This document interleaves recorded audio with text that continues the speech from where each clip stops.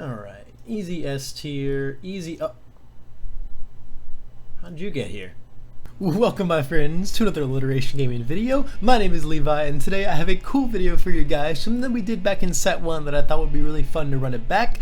We're going to be ranking all of the ultra rares from set 2. So I know I've seen a lot of people do like, top 10 foundations, top 10 attacks, top 10 underplayed, overplayed cards, stuff like that. Those are all really cool, but I feel like no one was like, yeah, what if we put all the ultra rares against each other as far as like, how good they are in the grand scheme of things, how much cards see play, how they are in relation to each other, stuff like that. I thought it was a really fun idea to do back in set 1, and I figured I would roll it back again in set 2. So let's kind of take a brief overview of what all the tiers exactly mean, and then we're just going to get right into it. So S, of course, is being like the staple tier. Basically, if you're playing this symbol, you're playing this card in some amount of copies no matter what. Whether or not it's like synergistic or even anti-synergistic with your deck, it's probably going to be in there regardless. A is just the high competitive play tier. This card is in a ton of decks, especially in a lot of the meta decks, and it's just something that sees a lot of competitive play across the board in a wide variety of decks. The B tier is going to be the decent tech tier. This is kind of like, you'll see it here or there in some decks. It can be decent tech for them, but otherwise it doesn't see a wide variety of play.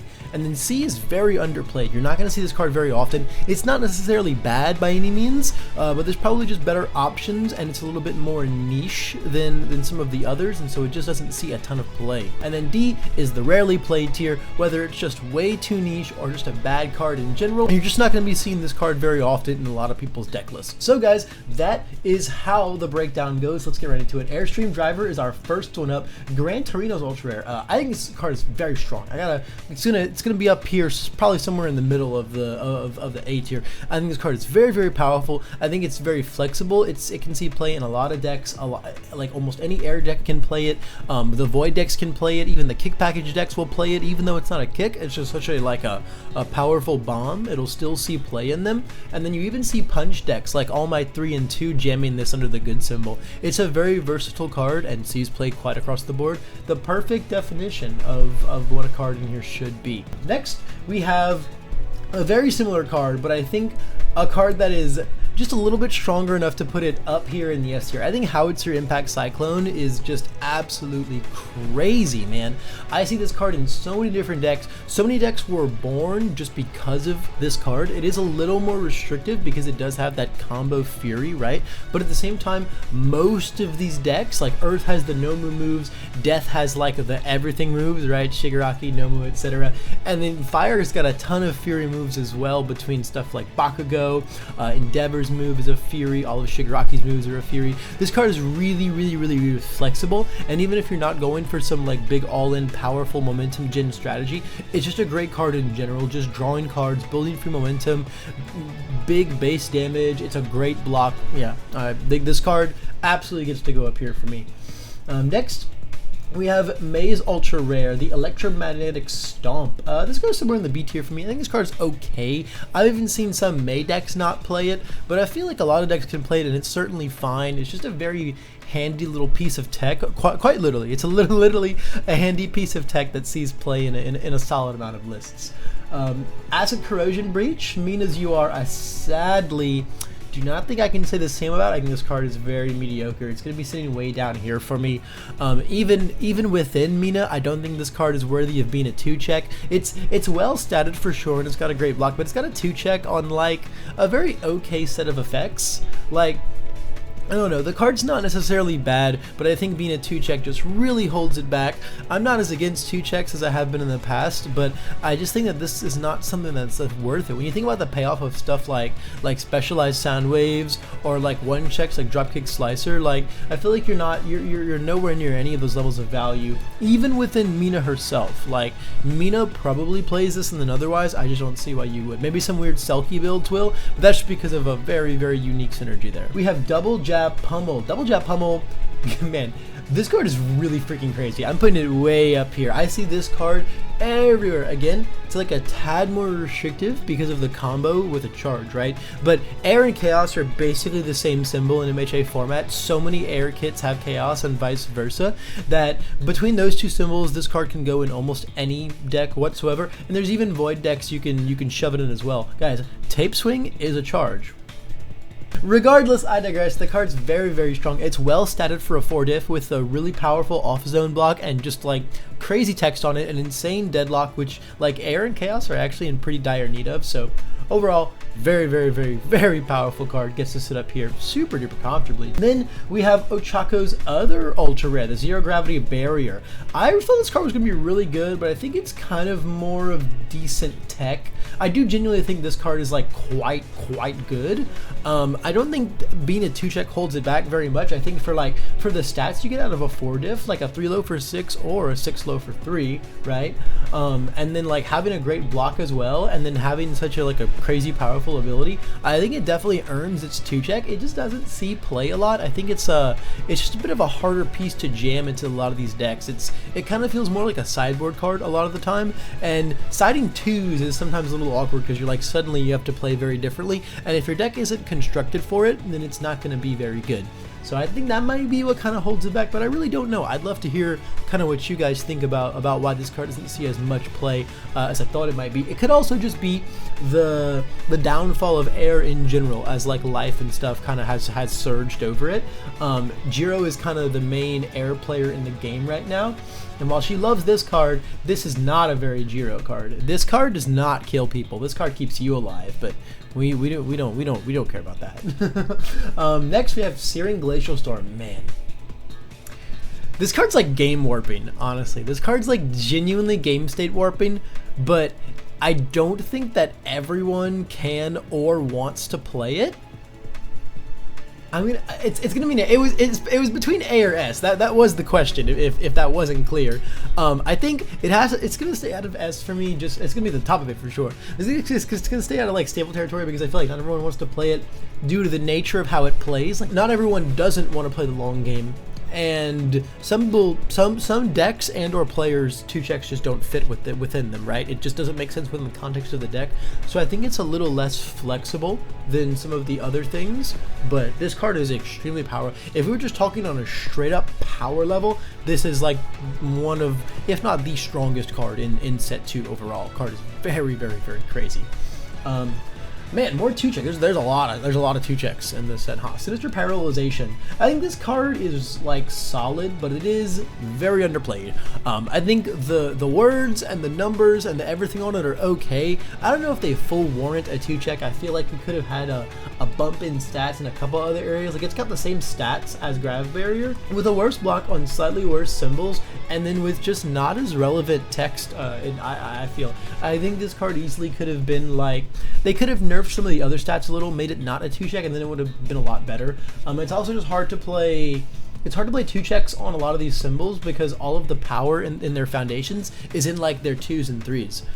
So I think that's kind of another thing that holds something like Sinister Paralyzation back. But it's a very decent card, and I could see it seen play eventually. Alright, then we have Stain's other UR, the Slashing Whirlwind. I think this card is decent tech. It's a really, really cool finisher, like in a solid handful of decks, but I think Stain is the only one that really gets to play this card to its full potential because he just like dumps 3 speed out of nowhere, right? But like even better in the lieu of his response. I don't think other decks get to really play this card as efficiently, but it is still like a really, really sick bomb out of nowhere. It's really well statted for a 4-diff, like just a 5 mid for 4 with a +1 mid block. Like the card is really, really well statted, all things considered, and it's a very solid tech piece. It's a very solid tech piece and a very solid finisher for some decks, but otherwise I think it sits just somewhere within here. Blue Flame Spiral. I thought this card was going to be like really freaking gnarly when I first saw it, but I haven't seen the card anywhere at all. It's probably going to sit somewhere down here in the very underplayed C tier for me. I think the card is okay. Obviously it works, you know, it's made to interact with Dobby. It is his ultra rare, so you give it throw, it deals damage no matter what, you get to pop something. But for the most part, like, I just don't think that like your 3 mid for 5 are rare. Okay, well, you're 7 mid for 5, but you ready 2, so you're 5 mid for 5, that if it deals damage, you get to blow something up. I don't think that's ever really getting through for the most part. I mean, it's reasonably fast, but it's on a big 5-diff. It's got a solid off-zone block at least. Like, I think the card is very average, but at the end of the day, it's just not being played in a lot of decks. A lot of decks just have better options, and this just is not one of them. Alright, the boogeyman in the room, obviously Excited for Blood, is S tier staple. It is the best foundation in the set, in the game, the best ultra rare in the set. Maybe not in the game. Maybe not in the game. Frog Lashion's kind of messed up, huh? Definitely the most powerful card in this list that we're talking about right here. This card is just crazy. It's extremely overstated. It's extremely over texted. I don't know. The card's got way too good words and way too good numbers on it than it has any right being compared to any of the other cards in the game right now, and it is just definitely going to be the blatant top of S tier best ultra rare in this set and on this list. It is excited for blood, my guys. It is excited for blood. On the complete opposite end of the spectrum, we have Present Mike's ultra rare. Yay! This card is awful. This card's really not good. It is, again, huge meme tier quality, but this card is just not very fantastic overall. Even if you're going for like full mill, it's like, okay, I mean, I guess that's like its only real application, which is fine. I think that's all it was ever made to exist to, but this card is not gonna ever be in like any other deck whatsoever, and even when it does go off, it's like, okay, here's my 2 mid for 8, buddy.